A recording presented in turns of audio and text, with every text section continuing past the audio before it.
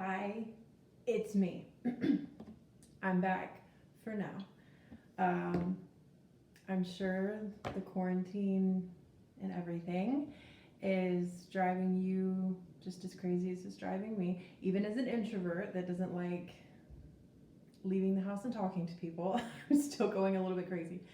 Um, and I've told myself I've got to stop just watching silly YouTube videos all day. I need to do something a little more productive.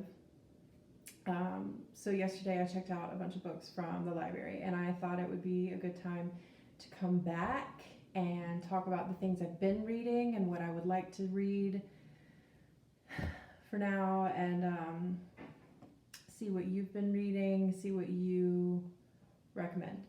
So I got back into reading a lot kind of recently. I was really interested in religion. So I think it started with Killing Jesus by Bill O'Reilly. If you don't like religious stuff, like, I'll only talk about this for a second. I'll talk about all the things. All the things. It started with Killing Jesus. That was interesting. It's, if you somehow never heard of it, it's about, let's do without the glasses. It's about, it's like a historical account of what happened to Jesus and like everything that was going on at that time. I was never good at history classes or remembering history and stuff like that, so it was really educational for me. Then I moved over to Islam a little bit. I read Seeking Allah, Finding Jesus by Nabil Qureshi, which is about a Muslim converting to Christianity.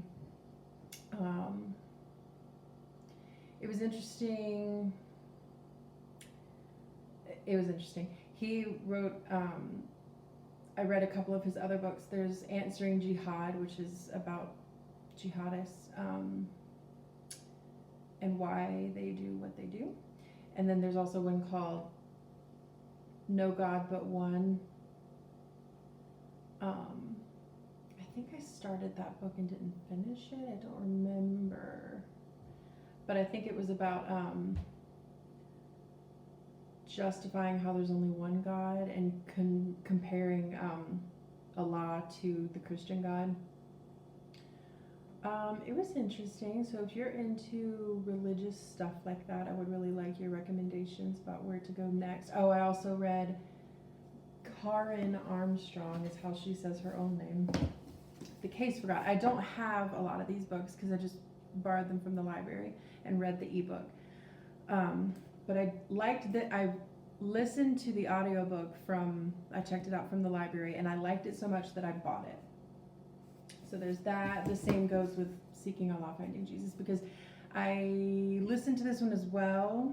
And I decided it's the case for both of these. I like them so much that I wanted to get a physical copy that I could take notes in and highlight and come back to. Coincidentally, around the same time, I read To Rise Again at a Decent Hour. Get down. Because I just knew it was a popular book, and I saw that some of my friends on Goodreads had read it and liked it, and it turns out it has religious undertones, and it's about, if you haven't already read it, I think probably everybody's read it. It's about this guy Paul. He's a dentist, and someone hacks his business's website and his social media, or like I think they hack his business's website and then create social media accounts in his name and start talking about all these religious things, and it's like a fake ancient religion. I guess it's real in the book, but it's not in real life, I don't think. And it sounded like, I don't want to say, I really don't even want to say anything about it because I'm not super educated when it comes to religion. So I know one of his coworkers and his ex-girlfriend is Jewish, and so she has a lot to say about the new religion because it's a little touchy. Oh, it was actually, now that I remember, it was saying that it was like taking jabs at Judaism. I don't know. I don't even want to say anything because if I'm wrong, I'll be crucified. Okay, moving on. I think that's all the, no, that is not. So, I don't know if the religious stuff led me to this or if it was just a coincidence. But I read Exit West by Mohsin Hamid. And did I read that first? Or did I? Yeah, I had to. I'm sure you've seen it. Looks like that. This was good. I listened to the audiobook. I went through a phase where I listened to a lot of audiobooks because I had time where I was doing something and wanted a distraction. I'm not really in that place anymore. I'm more in a place where I want to sit quietly alone in the house and read a real book. Anyway, this was really good. If you haven't already read it, I think didn't it win an award or something? It was so good. It led me to fall in love with Mohsin Hamid. I read almost everything he's written after that. And if you haven't already read it, it's about a young couple from a country that sounds a lot like Pakistan, but I don't think they say Pakistan, but the author is Pakistani. And the country is like war torn, and suddenly these magical doors open up where if you walk through the door, it's like a Lion, the Witch, and the Wardrobe kind of thing, where you just like magically end up somewhere else. And I think too many people got caught up on how do these magic doors work and what do you mean they're just magically transported somewhere else. I don't think that matters. I think what matters is the treatment of these people, because it ends up being tons of people that take these magical doorways to other places to get away from the war that's back home. And so I don't think this is meant to be a magical realism, or I don't think it's meant to be a fantasy book where you focus on the science of the magical doors. It's meant to be, I saw it more as a look at how we treat people who show up in our countries. And I'm, of course, American, and I definitely saw a lot of hostility in the book that I see in America directed towards Latinos and Muslims and stuff like that. So I really liked it, and I moved on to his other books. Let me make sure I don't forget any. Well, first of all, my favorite, I don't want to say that one yet. I read The Reluctant Fundamentalist. I'm trying to remember what that one was about. The book technically takes place, it's a man talking to a man in a cafe in Lahore, Pakistan. And he's just like telling him his life story. And that sounds boring, but it's interesting. I'm trying to remember, he ended up in New York during 9/11. So this Pakistani man was in New York during 9/11, which also happened in Seeking Allah, Finding Jesus. So that was really interesting to see two different, I'm trying to remember where Nabil Qureshi is from. He's also Pakistan. Nabil Qureshi was, his parents are Pakistani, but he grew up in America. He grew up all over the place because his dad was in the military, like in the American military. And then Mohsin Hamid, I think he grew up in Pakistan. And he is probably, I'm under the impression that he's Muslimish, but he's not hugely Muslim. He's either not religious or low-key Muslim. Okay, so The Reluctant Fundamentalist was good. I can't remember. Are y'all like this where like you can't remember what a book is about? I clearly didn't do a lot of planning for this video. I just wanted to hop on. I feel like the author wrote a lot about himself in this book because it's about this maybe Muslim Pakistani man in America during 9/11, and he's having to confront, and I feel this way about the author, he's had to confront his love for Pakistan because it's his home country versus what was done to these Americans, because it's undoubtedly bad. I'm pretty sure we all agree on that. Even if you are a Pakistani Muslim, I think you think that's a bad thing, or maybe you think there was some justification to it. So that was interesting. What was his other book called that I read? How to Get Filthy Rich in Rising Asia. That one was interesting. It's about this really, really poor man. This man that comes from a really, really poor family somewhere in Asia. I don't think it specifies. If it does, of course I forgot. And he gets filthy rich. I mean, it's in the title.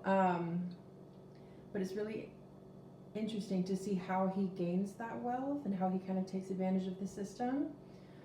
And it kind of shows how, definitely throughout the world, but I feel like definitely in Asia, since there's so many, it's so highly populated in Asia. When I read this book, I thought about places like India that are so highly populated, or places in Asia in general that are so densely populated, and you really have to fight tooth and nail to be able to come out on top.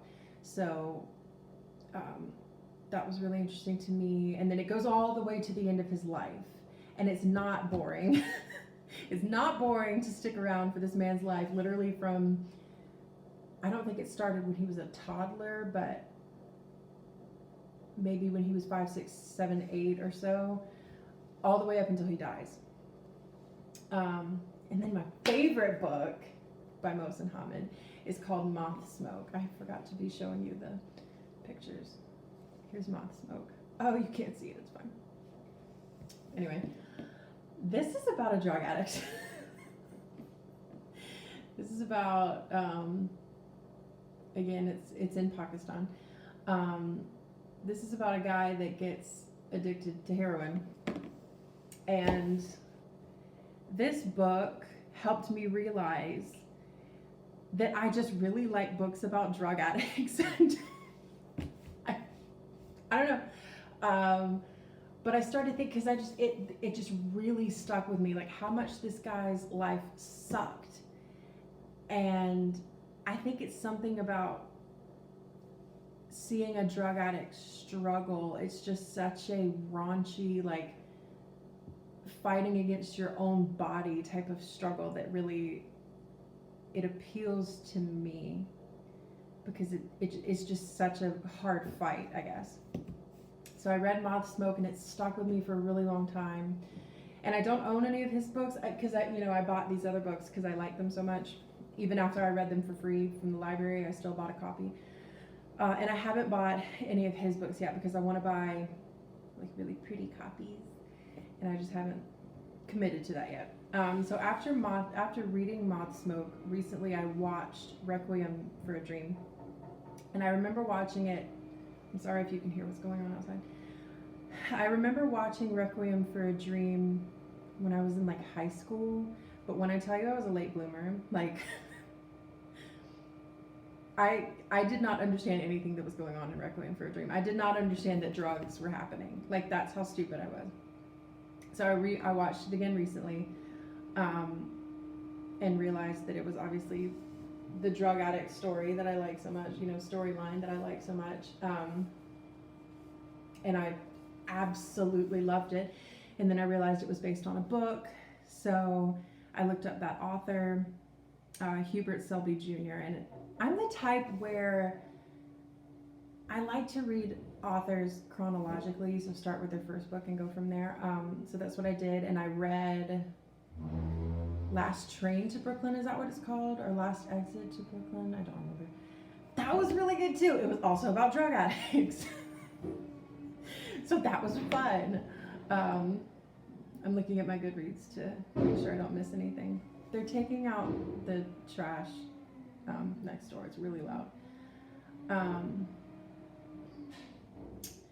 Yes, what was I just saying? maybe I can look up what it's called. Last Exit to Brooklyn by Hubert Selby Jr. So if you like that genre of either drug addicts or just that like raunchy Northeast like New England, just like grimy fiction, I love that. And I also it's also come to my attention that I really like stories about rich kids from New England. So like what is it called? The books by Donna Tartt. First of all, A Little Life was really good. I finally read that. I don't know if I probably never talked about it on here. I finally read A Little Life. That was good. Really depressing, obviously. Donna Tartt's Secret History. Really good. By the way, The Goldfinch used to be my favorite book. And I did not enjoy the movie that much. I said it. So, yeah, if you have any more recommendations as far as like that kind of grimy genre, like grimy New England genre, that'd be great. What else? I've also been reading a lot of mystery.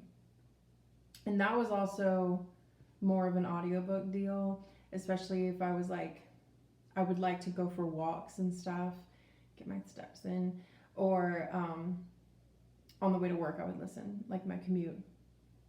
I would listen to mystery, and I really like Shari LaPena. I don't know how to say her name. She wrote Someone We Know. I think I've read all her books that are out so far. Someone We Know, The Unwanted Guest, A Stranger in the House, The Couple Next Door. All good. Actually, there was one that wasn't as good. I don't remember which one. I think I gave them all 4 stars, 3 or 4 stars. And then, okay, was there any more mystery that I read? I don't think so, because she was kind of the best one. Oh, and then I also read Dark Places by Gillian Flynn, because I had already read Sharp Objects, and I really liked that. And then I saw the movie Gone Girl and hated it. Yeah. I also read The Vegetarian by Han Kang, or however you say that name. That was good, and it just made me angry because it's so true that women don't have autonomy over their bodies, and when women want to do whenever women want to do whatever they want to do with their bodies, people get so mad, and it's insane to me. And you could argue that what went on in the book was a little extreme, but I also don't care. Like, I just think women should be left alone. Now it's kind of out of order. I don't know what order to do this in anymore. But another like depressing book I read was oh no, it was I can't remember what it was called. Another one though was I read Lincoln in the Bardo. That was nice. I hated it at first. I was like, this is stupid. And I didn't understand this, like, the ghost of Abraham Lincoln's family or whatever. But then I got really into it. I was like, wait, these ghosts, they have a really interesting storyline. So I ended up liking that a lot. There's a whole genre I have to cover. Another depressing book was called Goat Mountain by David Vann. And I don't think I'm spoiling this if I say, I'm reading the thing to make sure. So it's a boy and his dad and his grandfather and his dad's friend, I think. And they all go out for a hunting trip. Maybe I'll say this. They all go out for a hunting trip, which they always do. It's like a thing in the family.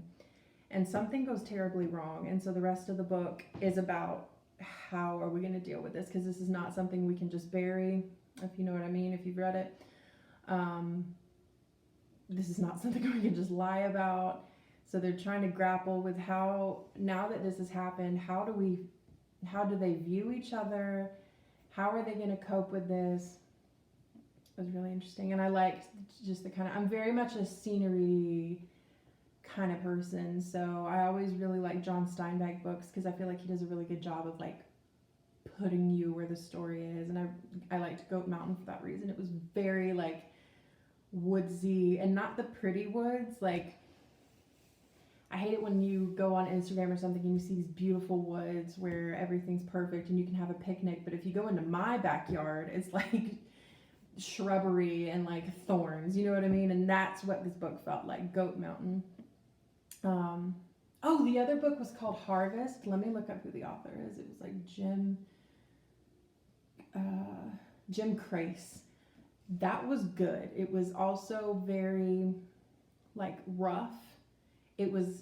It's about like a town of farmers basically, or a community of farmers. Maybe it was one big farm and a bunch of people who worked there. And it's very like old school, like reminded me of maybe the early 1900s. If the book said what time it took place in, I obviously don't remember. I'm a very like oblivious reader sometimes. Harvest was good. So it was about this farming community, let's say that, and it's about how it just falls apart because of modern day corporate greed, maybe, where, yeah, just how modern day power and greed and money doesn't allow things like that anymore. These cute little tight-knit communities. It's all about, instead of it, like small businesses. So instead of getting, if you need anything, instead of going to a local farmer, it's easier to go to like a supermarket or something. And it sucks, and it is way more convenient, and it's unfortunate, but so it goes. Let me get back to my books. Okay. Then there's a whole other genre that I dove into was war memoirs. I don't think I talked about Hillbilly Elegy. That's another kind of depressing. I'm trying to think of how to describe, like, a lot of these books seemed very backwoods, if that makes sense. So it just reminded me of something that would happen where I'm from, which is like the South. And not like downtown Atlanta South, but like the boonies. Like, this is some stuff that would happen in the boonies. So Harvest with the farm stuff, boonies. What was the other one? So bad at focusing. Goat Mountain, boonies, like Appalachian boonies, and then Hillbilly Elegy was just, oh my god, it was depressing, right? It was about this guy. As someone who's a little bit white trash, I'm gonna go ahead and say his family is white trash. He grew up white trash, but he ended up like going to an Ivy League school, I think, and I don't remember which one it was, of course. But yeah, it really opened my eyes, because I say I'm white trash, but really I'm on a level where there were definitely people that I grew up looking down on, not consciously, but I was like, wow, they're like really poor. Like, their house is like much different than mine, and they live in their community looks a lot different from mine. And so it really opened my eyes to why that is, why there are these extremely white trash. And it's important to draw the difference of like, this book is about white trash and how that's different from any other race, for those specific reasons. Yeah. I don't want to get too political, but he definitely does, and I think that drew a lot of criticism. But it talks about, how it's so easy for poverty and drugs to run in the family, basically, and lack of education. How hillbillies and white trash are just really, they just want to be they just want to do it the way their family's always done it. So like their ancestor, I mean my ancestor like worked on a farm, and like when this more modern era came about, there were the blue collar workers, and you don't have to really go to school for that, or you go to trade school for that, and like maybe you couldn't afford to finish high school because you had to go, or middle school because you had to go work. So this really shines a light on that, and I really enjoyed it, even as someone who, like, I'm not a high class, you know what I mean, but I still learned something from it. So then war, right? I think it started with American Sniper, and then No Easy Day, the first hand account of the mission that killed Osama bin Laden. And then I read Lone Survivor, the eyewitness account, whatever it's Lone Survivor. I thought there was one more. Really thought there was one more, but it doesn't matter. I read a ton of books about Navy SEALs and people doing really difficult things. And I think the appeal to me of those books is the strength of those people's bodies and their minds. Like, there's no way I could pass even the most basic training, but these men and women had to do the most insane things. And then reading about what it was like to actually be halfway across the world, knowing that there was probably a sniper on your head at all times, it was just crazy. I definitely could not do it, and it made me have a level, like, it really, I have a lot more respect for the people that serve now, because I didn't get it before. And although I still don't get it because I've never done it, and hopefully never will, because I would not survive that at all. I definitely have a lot more respect for them. And I also really liked I thought it was really interesting to get a view of what life is like for the native people in those places. So there was one that talked about the people of Pakistan or Afghanistan or something, and he was like, it's a little bit of shame on the author, because they were like laughing at making fun of these people for sleeping on the floor. And I was like, that's actually just if I'm not totally mistaken, that's a fair, it's not completely uncommon. It's not unheard of in Asia. And I say that because I'm dating an Indian man who assured me of that. He always says, if your back hurts, that everybody, he grew up, it's just like common sense to him that if your back hurts, you sleep on the floor to make it feel better, because it's a flat surface and it fixes your back. And people just do that. So, yeah. And then, okay, so this will kind of segue into what I'm going to read.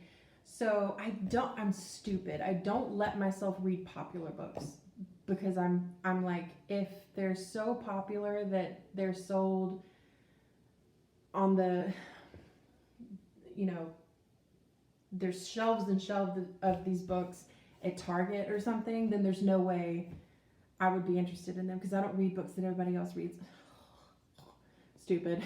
So I kind of made myself get into more popular fiction, and I read Eleanor Oliphant is Completely Fine by Gail Honeyman.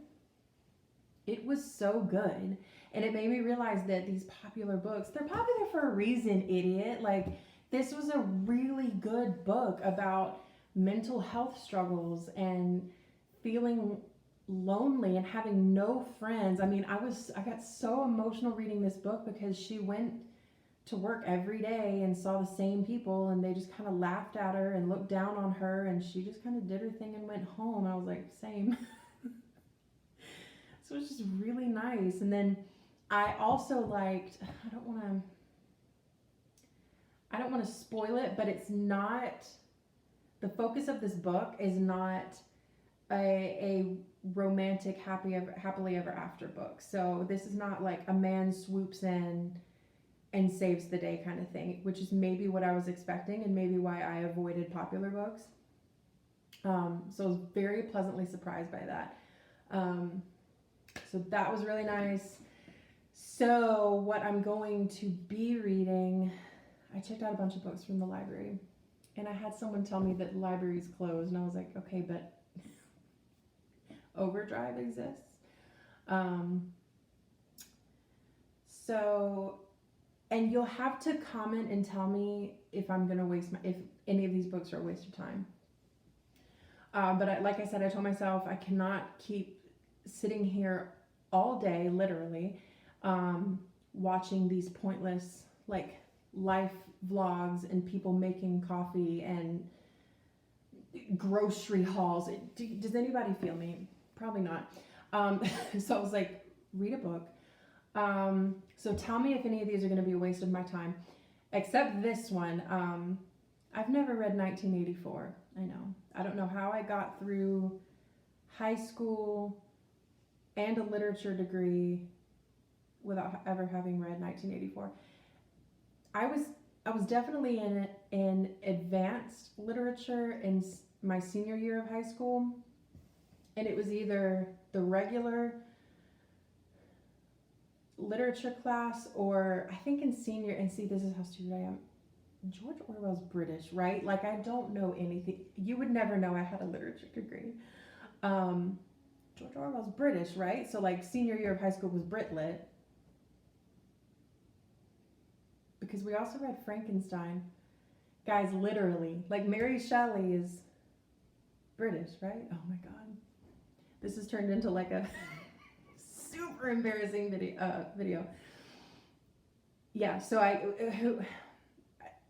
senior year literature, my class did not read 1984, but one of the other classes did. I think it was AP, and I was so burnt out on AP at that point that I didn't elect to take AP. I never read George Orwell in high school. I was never assigned to read George Orwell in high school, but I read Animal Farm of my own volition and absolutely loved it. I also read Catcher in the Rye, even though it was never assigned to me. That was just something I really wanted to read. I also really liked that. And I think I want to reread it because I feel like I said, it was a very late bloomer. I was very oblivious. I'm still oblivious, but whatever. Now that I'm 10 years older, oh my God. I definitely read Catcher like 10 years ago. That makes me really sad. I feel like I would see it differently now. Like in retrospect, you know what I mean? So I was in the middle of that teen angsty phase, or maybe I was even a little too young to understand the teen angst. And maybe that's why it didn't. I remember liking it, but I was kind of like, why is he so mad? So I feel like if I read it in retrospect, it'll be even better. Speaking of classics, To Kill a Mockingbird's trash. Okay, I read it. I never read it in school, even though I was assigned to read it as a freshman. Never read it in school, but I was a teacher. Last year, I assigned my students to read it, and I had to read it because I assigned them to read it. I remember, what's her name? There's a channel on here, All the Shelves. Her name is Whitney. She did a review of To Kill a Mockingbird, or maybe she was just talking about To Kill a Mockingbird, and she was like, that's YA. That's young adult fiction. That's not, it's baffling why that's so many adults' favorite book. And it's my grandma's favorite book for sure. So whatever. So, and didn't it won an award recently? Because I remember watching, was it, do you know what I'm talking about? There was an award recently, and I remember thinking it was so old school because it was on TV. It was on cable TV. Who watches cable TV? And my grandma, because she was watching it, and you could go online to vote or call to vote. Do y'all remember calling to vote for like American Idol? Because I do. Like, I'm not, don't lie. I know you called. I was voting for Clay Aiken as many times as I could. Voting for your book. And so I know my grandma called a million times to vote for To Kill a Mockingbird, and I'm fairly sure it won. But I can't remember what the channel was, what the company was. Was it like PBS or Time? It was like 100 greatest books of all time or something. Whatever, shut up. So moving on, I'm going to read 1984 because I've never read it before. And then I got some Sarah Dessen books. Who's with me on Sarah Dessen? I read all of her books that were out when I was in high school. So that was from 2000, or else, let's say maybe middle school. So I started in like 2006 at the earliest through 2012-ish. I was obsessed with Sarah Dessen. I remember really liking This Lullaby. And then I just read so many of them in quick succession, like one right after the other, that they all ran together. There's one with an abusive guy named Bronson. No idea which book that's from. But I remember I read This Lullaby, and in the book, I think the song that, if you've read the book, you know, the song, I think it's called This Lullaby. So I was trying to look it up on iTunes, and I ended up coming across a song called This Lullaby, but I think it was by Queens of the Stone Age, and that's like the softest song they have, right, or that they've ever done, right? So I was suddenly a Queens of the Stone Age fan, and then I listened to their other songs. I was like, wait a minute, there's a disconnect here. So there's 1984, okay, and then Sarah Dessen, and then I don't know how many new books she's written, but the only two ebooks that were available right now were Along for the Ride and The Truth About Forever. I know I've read The Truth About Forever, but I don't remember anything about it, and I don't think I ever read Along for the Ride. Then I also got Jodi Picoult, I don't know how to say that, Small Great Things. Please tell me if it's going to be a waste of time, because I've never read Jodi whatever Pickle, but my sister really liked her in high school, and my sister also liked like A Walk to Remember. Not my thing, you know what I mean? I cannot do that level of cheese, like the Mandy Moore. I can't. But I'm also trying to convince myself, like, what if I wasn't so hateful all the time that I let myself enjoy what if I just let myself enjoy things? Like the other day, I decided I was going to like Camila Cabello and Selena Gomez and Demi Lovato. I was like, why do I dislike them for no reason? So maybe I'll just decide to like the cheese factor of, you know, A Walk to Remember and whatnot. Then there's Emily Giffin, All We Ever Wanted.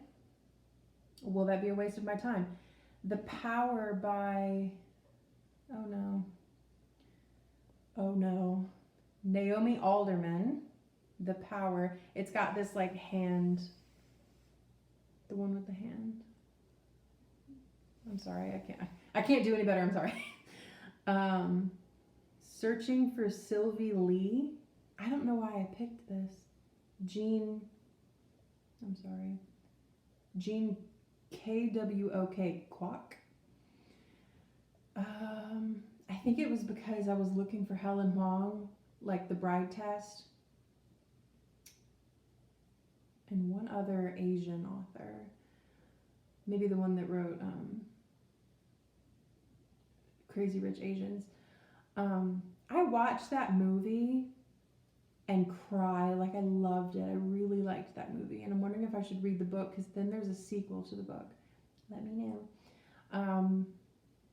Get to the point. Okay, so I think that's how I found this Jean Kwok book, Searching for Sylvie Lee. It has an award on it. I have old people eyes now, I can't read that. And the last one is Kate Atkinson, Life After Life. It has it's the one with the roses. So yeah, I think that's really it. Oh, here's that No God But One book.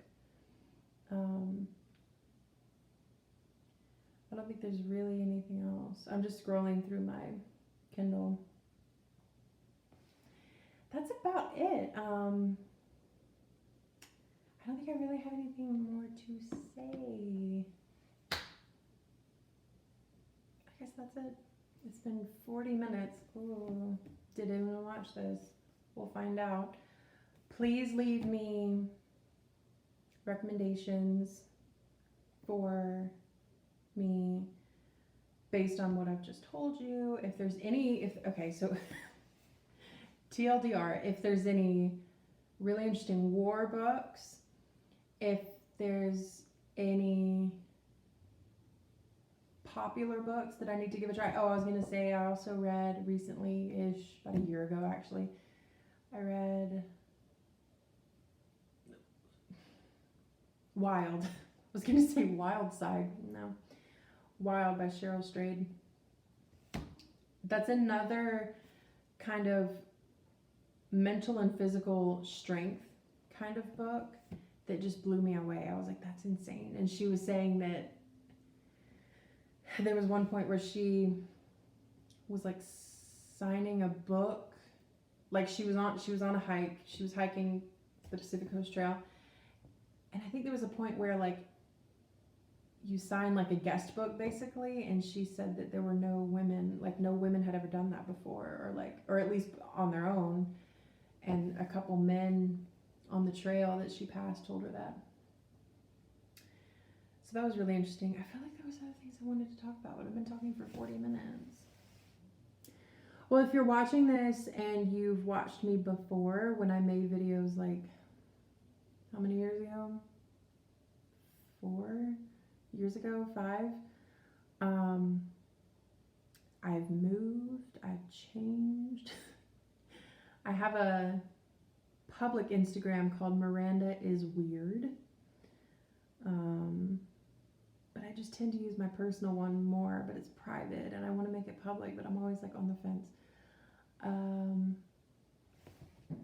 I won't waste any more of your time. I'm gonna go to Walmart, unfortunately. I really have to grab some things, and I sold something on Poshmark, so I gotta get it in the mail.